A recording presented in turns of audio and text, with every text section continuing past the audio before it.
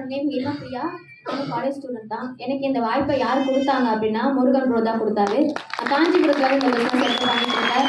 நான் எதுக்காக இந்த பிஸ்னஸை எடுத்தேன் அப்படின்னா, நான் வந்து காலேஜ் போகும்போது என்னுடைய அம்மா சொன்னது ஒரே ஒரு விஷயந்தான். எங்கள் அம்மா வந்து எனக்கு வந்து சிங்கிள் பேரண்ட் தான். ஸோ அதனால எங்கள் அம்மா வந்து இந்த சொசைட்டியை பார்த்து பயந்தாங்க.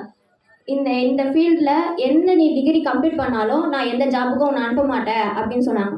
ஸோ அந்த ஒரே ரீசனுக்காக தான் ஆக்சஸ் இந்தியா நான் எடுத்து பார்ட் டைமாக பிஸ்னஸ் எடுத்து பண்ணிட்டு இருக்கேன்.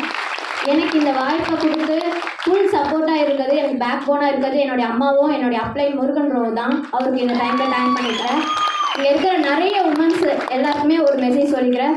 இங்கே இருக்கிறவங்க எல்லாருமே வந்து காலேஜ் ஸ்டூடெண்ட்டாக இருக்கலாம், நெக்ஸ்ட்டு சேலரி ஏதோ ஒரு ஜாபுக்கு போயிட்டு இருக்கலாம். ஆனாலும் உங்கள் எல்லாருக்குமே வந்து 100% security and safe and job இருக்குமா அப்படின்னா நிச்சயமாக ஒரு கேள்விக்குறியாக தான் இருக்கும். ஆனால் நம்மளுடைய ஆக்சஸ் இந்தியாவில் அது 100% கிடைக்குது.